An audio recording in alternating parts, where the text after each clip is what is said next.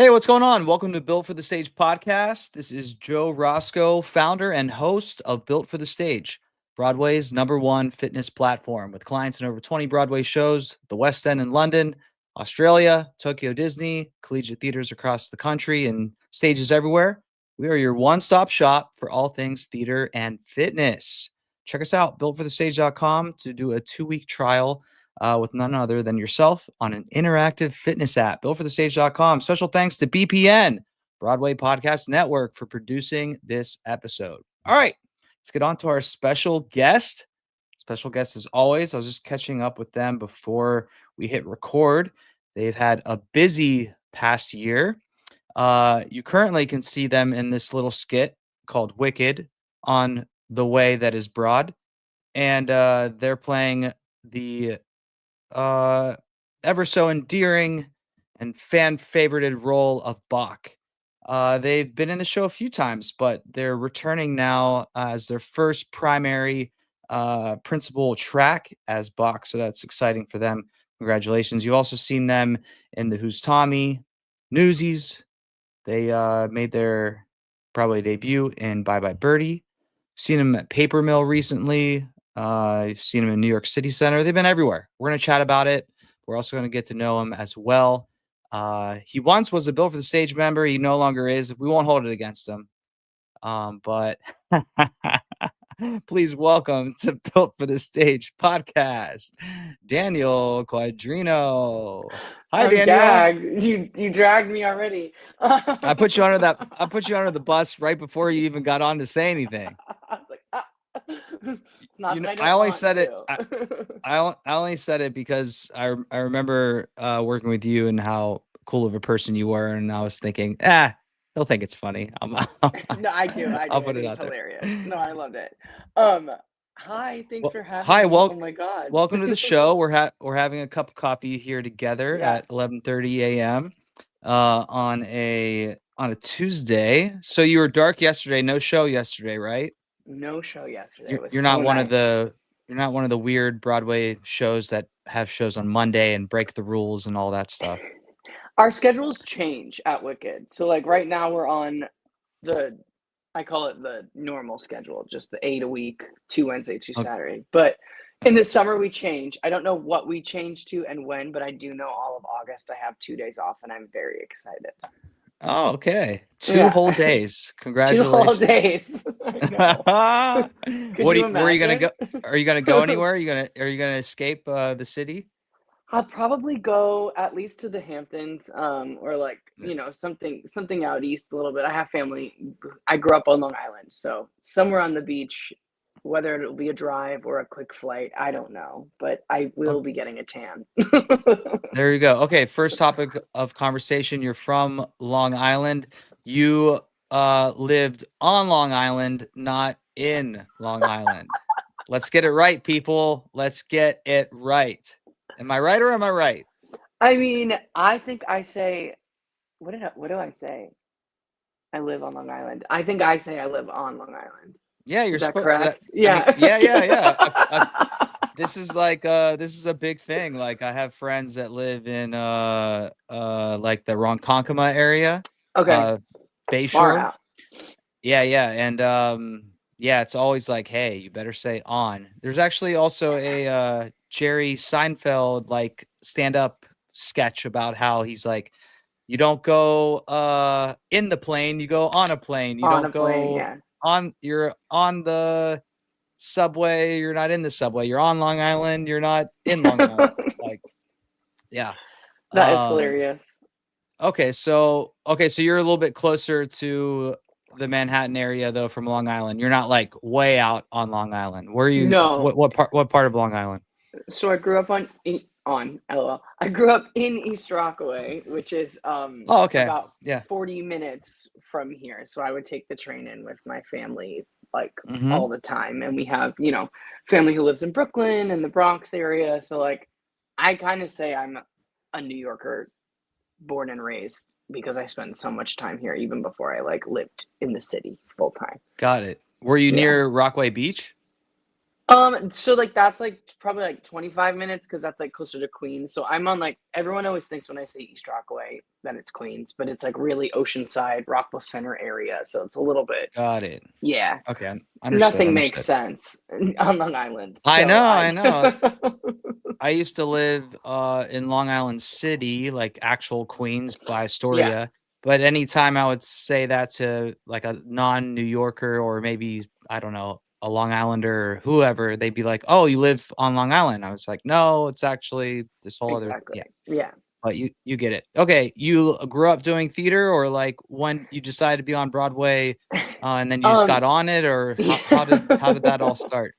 Well, okay, so I started doing theater kind of quote unquote late, I'd say, because I didn't start doing like shows like until middle school. But I had a neighbor who her grandmother was like a like she did the Rockettes like back when she was younger, and like my brother and I were very artsy people just in general. Like we loved, Disney music, anything, So Okay. we would put on shows in our front yard with our neighbors. And Oh. yeah, so very I wasn't made fun of at Were the all. were these, self-written shows, or were these No, shows that we you were knew of? like put on the cats recording to like, Beauty and the Beast, and we would be like, "Go, you're playing this part." We would just do it. Oh, that's But epic. yeah, it was fun. One other a non-written one was we would play Spice Girls with our neighbors. And I You was have always to. baby because I was the youngest. And I have my little W Spice Girls dolls sitting on my shelf looking at me today. Oh my gosh. This So it keeps getting the better, episode right? can just it could just end right here, like, that's all we needed to come here for. That's a Doing a wrap. Spice Girl show in your front yard, and Yeah. now as an adult, just looking at your dolls of the Spice Girls up on in all their On my glory. bookshelf, yeah. I I will love say it. I found them at a thrift store, and I had to buy them. Like, I had to. I was Yeah. like, "There's no way Of I can course leave you them did. here." Of So course you did. I can't blame so you. anyway, the neighbor saw us doing something, and she was like, "Oh," like, and, like, signed me up for this, like, random dance class at in Rockville Center. Oh. And she told my mom, and I was like, "I don't wanna go to this. That sounds stupid." It was an all boys jazz class, and I went, and I fell in love with it immediately, and I started then, and I took like 6 different dance classes, a like a week for like a long, long time from like probably like 2nd grade to like 7th grade, and then I kind of like tapered back, and that's when I finally did my first full-length musical, Hello, Dolly. I played Ambrose Kemper in as a 7th grader in my middle high school because my town is so small that it's 7 through Mm. 12 at the high school, so everybody Oh, was together. okay. Yeah, yeah, yeah, yeah. So that's when I At got bit by the bug. did the seniors at least just still pick on the freshmen, or would they actually pick on the 7th graders? That would be a scary situation, I It think. Yeah, well, they had, like, 2 wings, right? So, like, I didn't Okay, see okay. any of the upperclassmen until I got to, like, musical rehearsal, and those are, like, the nice ones. Not saying that Yeah, other right. people are nice, but No, no, I get it, I yeah, get it. yeah, yeah. Okay, so that was really that's amazing. That's an amazing story. Like, I see you accepting an award someday, and you'll have to thank that neighbor from across the street, right? Yeah, in Maryland. Like, yeah, Madeline, that's a Madeline. Madeline. That's a that's like a part of your origin story right there. She was a Yeah, big part. Okay, so you went to college for musical theater, or what happened? yeah. Yeah. So I finished my senior year of high school. I was doing Bye Bye Birdie, and then I was applying to schools, but I took my SATs like the week I booked Broadway. So I was like, I don't need school. Like no matter Mm, no matter what, I was like, I don't need school. Turns out you do, kids. If you want to go to a school that you need good grades to get into, you need school. right. So I went to a school in Brooklyn my freshman year, and then I transferred in to Pace University my Oh sophomore yeah. senior year. Yeah, for musical Okay, theater. cool. Yeah. Wait, so you booked Bye Bye Birdie after high school, like right after high school? I spent my first 6 months of my senior year doing Bye Bye Birdie in high school. So I mean, yeah, Wow. yeah, it was an You're interesting one of start. those you were one of those school student Broadway kids that brought their Yeah. homework to backstage and did all that. We would do So it was at the now Sondheim Theater, but it was the Henry Miller there. The Henry Miller Uh-huh. Theater when I did Vibrant Birdie, and we would have tutoring upstairs in the mezzanine level, like during tech, and everybody was like doing their homework and like not doing their homework, like on our like MacBooks, like playing on photo booth. Like I can vividly remember all of us just like messing around and our tutors being like, "You have to do your homework." We had a good time. Beside the tutor, you weren't having to fall in line with like a child wrangler, as No. an 18-year-old, right? Yeah, no. I was I like, just see you. oh my God. It's so That'd be funny that I needed one, yeah, to be honest. Like yeah. Tell us why. What kind of I don't know. shenanigans were you doing? We were just so like we were just a bunch of kids just like being like just performing on Broadway, which is like I think for most of us, I think there was like there was 12 of us, and I want to say more than half, it was our Broadway debut. So we were all just like, like about everything, like Yeah, yeah, in a yeah. good way. And I'm sure it was refreshing, but like I really did learn a lot from the adults in that cast.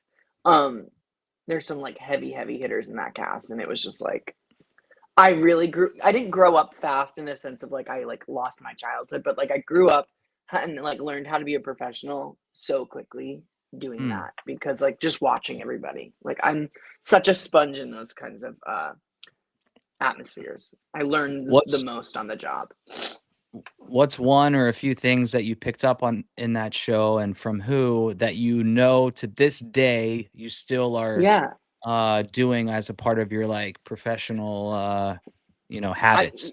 yeah, I mean, I would just say being kind to everybody, and I think that that was like a really like that was instilled in us from like the top down. Like I couldn't just name one person, but like the ensemble, like the people, like the woman who played my mother, Colleen Fitzpatrick. She was just in Kimberly Akimbo. She stood by for Victoria Clark. And the guy who played my dad, sadly, he passed away a couple of years ago. His name was David Mm. McDonald. They really like we each had a family, right? Like there was a family of like there was the turquoise family and the yellow family and the orange family and and like my family, like they treated us like their actual kids, and they like really did like teach teach us and like here's David. They just and they just kind of taught us how to like go about this crazy business because like all three of us in my family, it was our Broadway debut, and they like really took us under their wing and just were like, you know, it's like you learn, you tip your dressers, you learn like all of these things that I now Mm.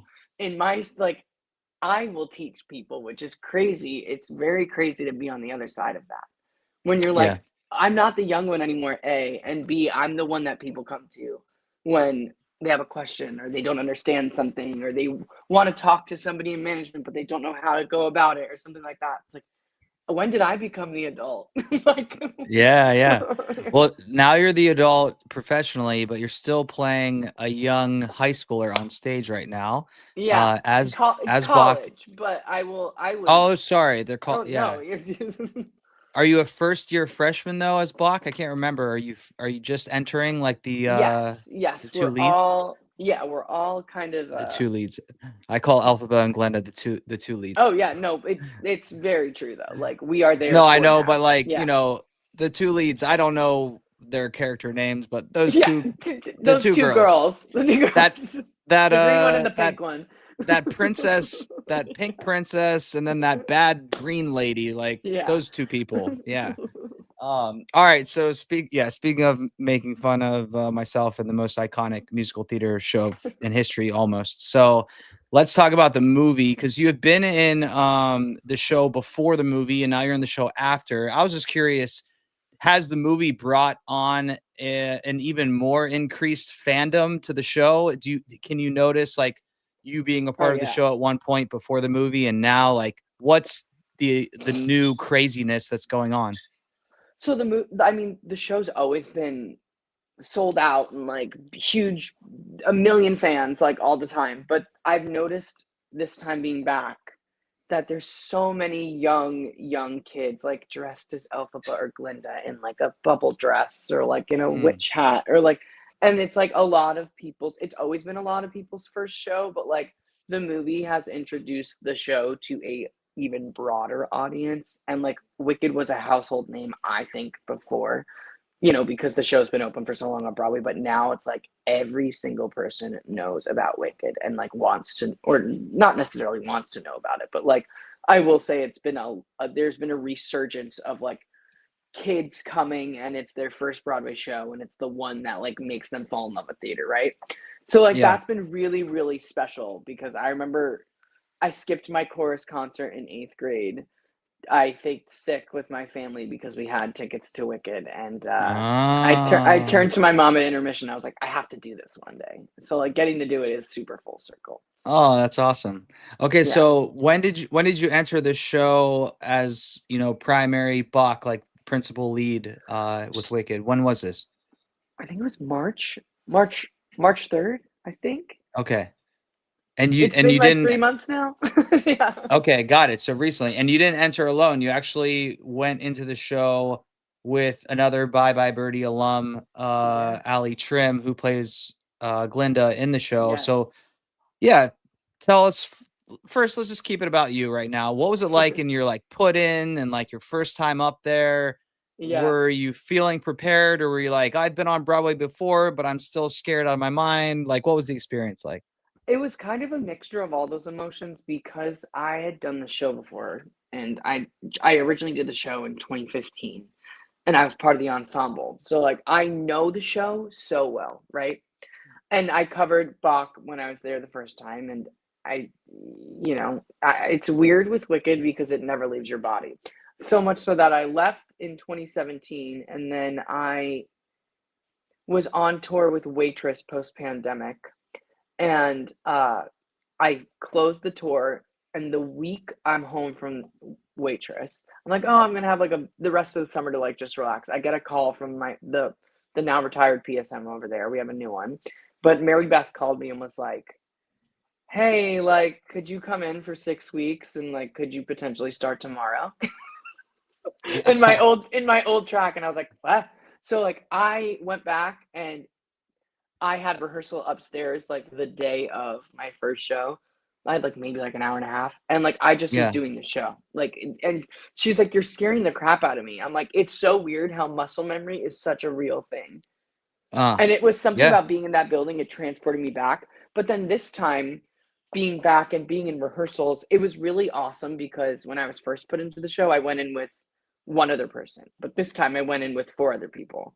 So like our put in was great because it was like a Glinda, a Nessa, an Elphaba, a Morrible, and myself. So it was all of Yeah. us in costume, all of Yeah. us like, and they actually did. I had 2 days of a put in. I had one day just the dress rehearsal that we were in costumes, and then the second day was everyone was in costume. No, Oh, it was full orchestra, and we were all in costume again. But like I've never had a put in where there was a full orchestra, which was really exciting and awesome because like I got to hear all that stuff, and all those tricky entrances musically before I had to do it in front of an audience. But it was weird yeah. because the whole time I was like, I know this part so well, I know this role so well, but I was trying to erase all of that and just start fresh. Mm, And it that's was good. really fun to do that because other than Allie and myself, everybody else was new to Wicked. So like, the associate director and everybody was like, we're leaning on you two for a little bit, but like, we also want you to start fresh. So it's been really Yeah. cool. So, So what kind of so give us the dish on you and Allie on stage. How many inside jokes are you doing on stage without anyone in the audience knowing? Go ahead, tell us all of Um, them right now. we Ready you we go. do we do have a weird backstory that Glinda and Bach have met before. They Okay. I went to summer camp in the Upper Uplands and we met once before. And so in Shiz Parlor, I'm always trying to get her like attention. Like, remember that one time? Remember camp? Remember camp? And then backstage, it is like there's a lot of times like where like in Act Two, right before I come on for March of the Witch Hunters, she's coming out of the quick change booth as I'm going in, but I'll get there early and I'll try and like, like not scare her, but like just be like, hi, and like we just have as many moments as we can together. But like we are constantly laughing off stage and like trying and struggling not to break on stage with each other because it's just every time we like Yeah, at that's what I least want. once That's a what I want to week. hear. Yeah. Yeah, that's what I want to hear. Let me hear about these moments about when you're about to break. You kind of dodged the bullet. You were like, I Yeah. always say, remember that one time, and Yeah. I know there's got to be some crazy stuff you're saying when you say, remember that one time when. Oh Come on, yeah. I mean, when I'm what? trying to think. I'm trying to think. I can't get fired here. I can't someone Oh, listens to come on. that. It's okay. You already did the show a couple times. Like you had your fun. It's all right. If you get fired, no big deal. Well, we call each other flamingos when we have forever. So like for opening, she gave me like a little pink flamingo like trinket dish. So like I'm like trying to Okay. sneak flamingo in, but it's also great because like Bach is so in love with Glinda that like anything I do like makes it look like I'm like, it's great that I get to be in love with like infatuated with someone I love and admire so much on off stage. So like Yeah. I think our relationship is really clear on stage and it's fun for her to be like she gets to like pretend to like lead me on, which is kind of fun. Yeah. But Yeah. I'm trying to think. Let's keep going, but I'm sure that there is absolutely something, but I'm drawing a blank right now and I'm not trying to dodge the bullet, but I am Oh, drawing a blank. all good. All good. Well, I brought up how you and Allie used to work together, and then you were at some point you said you were on tour, getting off tour after the pandemic. What were you touring with? So I did like there was a like short engagement tour of Waitress and I played Waitress, Ogie and right? yeah. Yeah, I love that role, Ogie in Me Waitress. too. So I wanted to bring it up because I was just in my head saying, "Damn, like Danny's been he's just working his ass off." So I wanted to ask, like, obviously, talent aside, how as a high schooler do you make your Broadway debut, but then not just fall off the face of the earth because you were a young kid that had talent, but as we know, your high school self, a lot can change with you in Yeah. just, a couple of years. You can be a totally different person, and then just because you had success in a career at one point in your young life doesn't mean it's just going to carry over. So what besides your talent has like been a testament to your consistent booking of all these shows? I think determination for sure. Mm, And not giving up and kind of not letting like anyone like any specific like no that I got like deter me away. Because also after Bye Bye Birdie, I was in a weird age. I was like too young to play like children, but I was too old to play children, but too young to play like high school, college and stuff like that. So like after Bye Bye Birdie, I didn't really. I did like workshops and readings, but like I didn't. My next big job was Newsies, which was my senior year of college. But I was auditioning for Newsies from my like my freshman year of college till my senior year. Like, and I auditioned 24 times before I got it, and they ended up telling me in the room that I booked the job when I got it, which mm. was insane. What what had you what kept you coming? Are you a ventriloquist? Yeah, I was blowing How my did you nose while I was speaking. right? um okay, so 24 times, like, what was it, your agent that was like, you got to keep going back in for this, you are close, like it's not a waste of your time? Well, What kept you going back? yeah, like I knew that the show, like, so like the first round was at Paper Mill, like, and I made it to Right. the end on my own for Paper Mill, not on my own, but like I made it to the end, and I was like, okay, and I just didn't go my way, so I was like, damn. But they told my agents like my dance technique wasn't strong enough, so like I was like, okay, cool, at least that's something to work off, right? And then it went to Broadway, went in again, but like none of the tracking worked out, and then I kept going in every time someone left, anytime someone left, which was also like, it was great. They kept wanting to see me, right? But it was also really hard on my spirit to be like, all right, let's go in again and probably not get it. And like, let's just, I can't really change anything. I can keep working on my technique, but I can't change my facility and who I am. Like just like what I do. Like I know that I could do it, but like whatever. So it wasn't until like the actual last time that I went in, I was like, it was my last first round, I'll call it. My last first round, I was like, you know what? If I don't get it this time, I just have to walk away. I have to walk away from Newsies. And it's like, you know what? I'll close the book and be like, it was cool, but this show's not for me. You know, I think I just have to do that to protect my peace. I go in, there's a first round, then there's a second round, and it's like whittled down. And then like there was one final callback, and it was me and 3 other guys. And then I got a call that next day or like next week. I don't know the exact timeline. And they were like, hey, can Danny go take like a week of ballet for his technique? Like we just are still like, you know, we don't know. A week. A week. Can Danny go fix all of his problems with 1 week of ballet? Yeah. His leg's here. It needs to be here. No. So I was like, sure, whatever. I did that. And then I was thinking it was going to be me and the same 3 guys. It was me. They had auditions all week, and it was me and 3 other guys at the end this last time. And I remember being on the 4th floor of Pearl Studios. We do our final audition. Every single person is behind the table, like every Disney person, every creative. Like it was, and I'm at the elevator. I finished the thing, and I'm like, okay, I finally did it. I'm done. Okay, like if I don't get it, we're moving on to the whatever next show will be, because this isn't the last show. I'm at the elevator, and they're like, Danny, can you come back? They want to talk to you. And I was like, okay. And I thought they were literally going to be like, hey, we appreciate all your hard work, but you know, I think it's still a no. I think it's time that we just like stop, you know, I don't know, not torturing you, but like, you know, we don't want to bring you in. Like we finally, like, it's not going to work out. And Jeff Calhoun, the director, was like, we just have one more question. And I was like, okay, yeah. Like at this point, like if they wanted me to be a fucking newspaper, I would have been a newspaper in the show.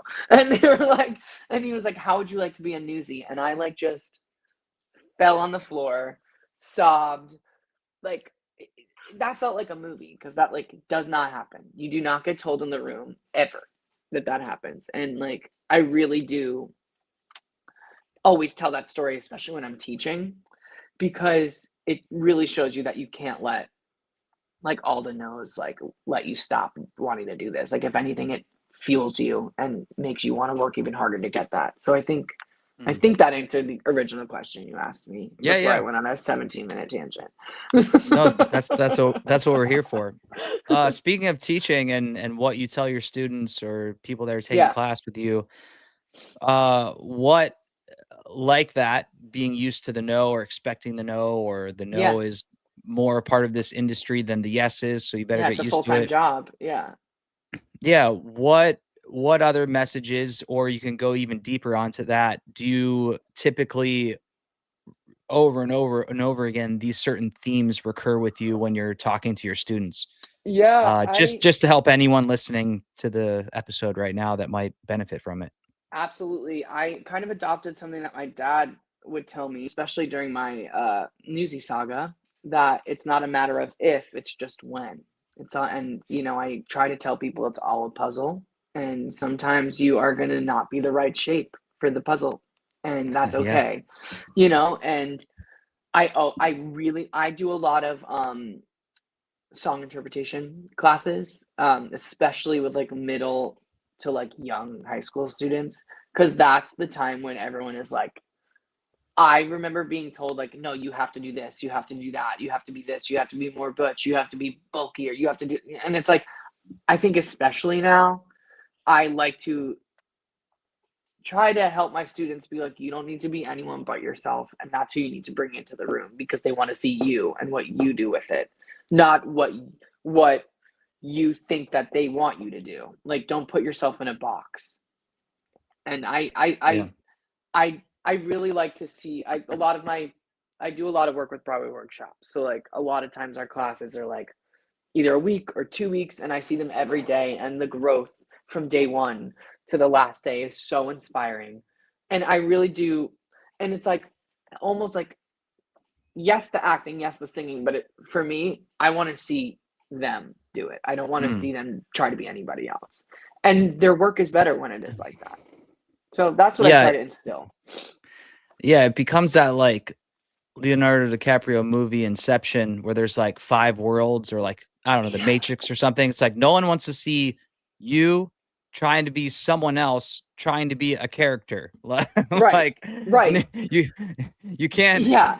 wrap that all in your brain. Like no one's gonna get that. No one's gonna be able to receive that, and you're not gonna be able to display it successfully. So you might as well just be yourself for sure. Absolutely. Yeah.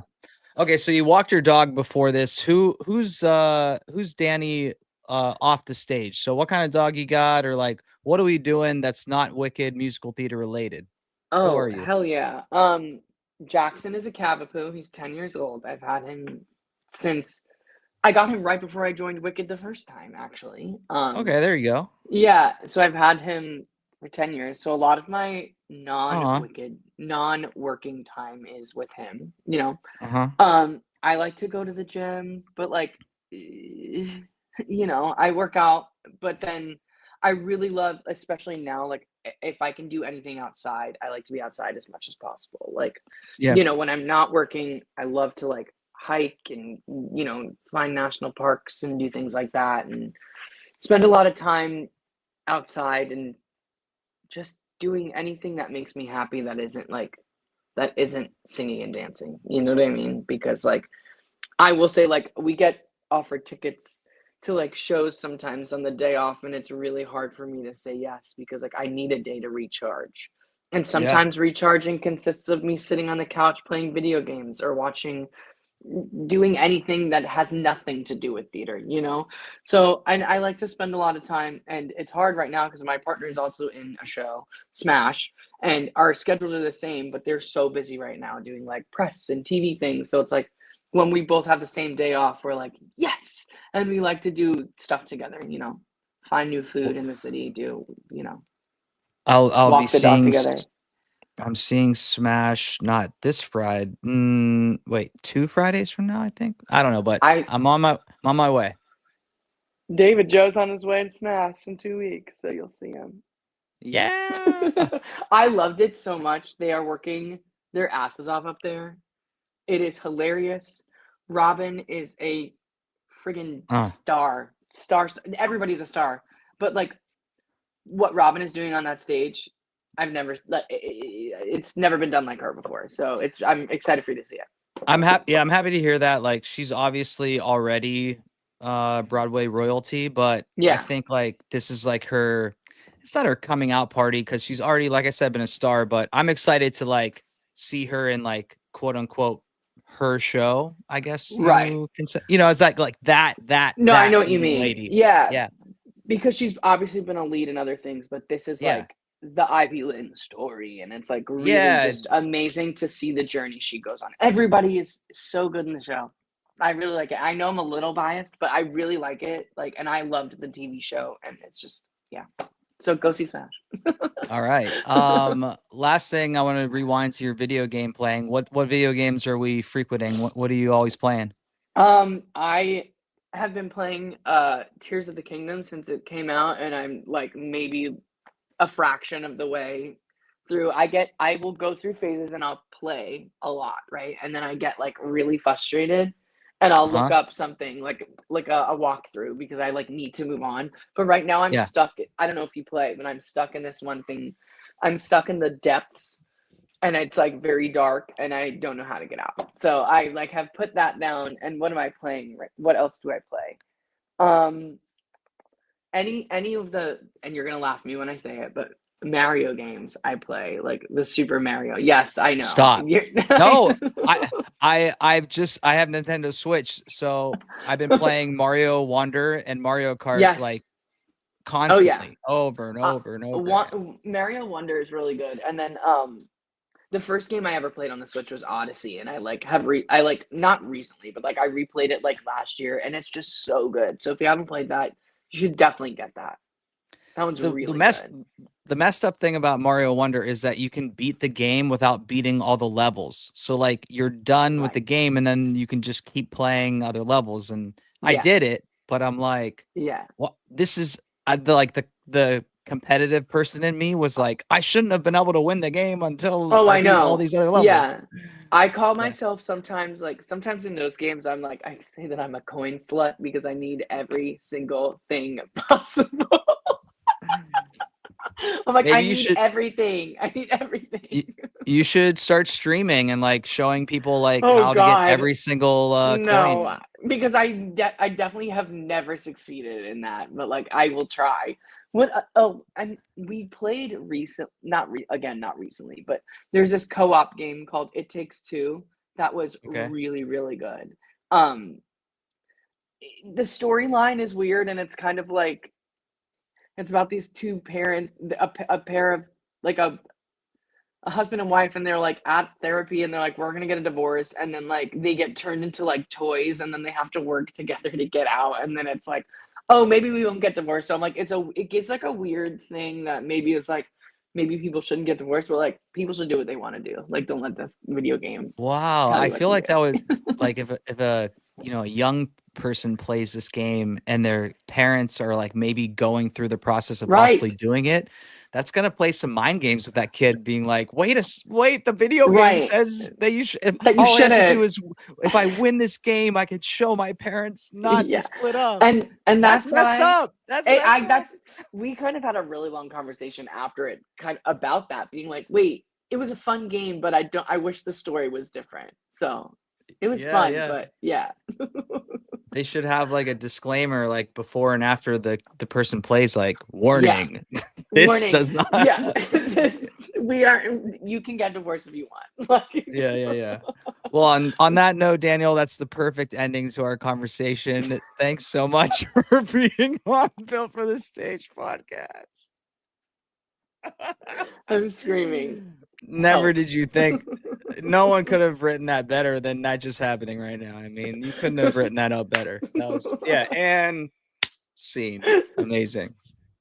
Oh my god. That is No, but hilarious. no, but seriously, yeah, it was fun to chat, get to know you a bit. Yeah. Really inspired by your consistency. Like, that I think this. I don't know if this is going to be episode like 265. I don't know. Talking to so Wow. many of yes, talking to so many performers, and having been in the business, I already knew this, but like talking to you and everyone else, it's just I don't know. It's just very admirable, very crazy that you all are wired in such a way that like you can just keep making this happen. It's ups, it's downs, it's no sturdy ground. It's just making Mhm. it happen day in and day out, whether you're in the show or trying to book the next. Like so, Yeah. standing up to you. Congratulations, Thank you. and being in this iconic show, Thank playing you. a lead on Broadway. Like fast forward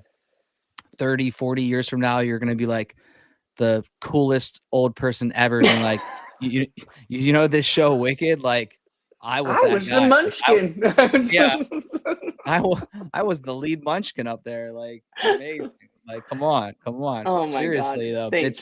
it's silly to say, but I don't know. Think of any iconic show that's no longer running, but's musical theater history, and if you meet someone that was in that show, that's amazing. That's gonna be you someday. Oh, I mean, I did Wicked with Michelle Park, who is now in Just in Time, but she was the original Maisie in Seussical, and Yeah, I freaked the fuck out. I right. was like, I am in Exactly. a show with Amazing Maisie. I grew up listening. That was a show we performed on the lawn a lot. We did Seussical a lot. Oh man, I Yeah. cannot wait to share this front yard performance story of Daniel's Yes. childhood.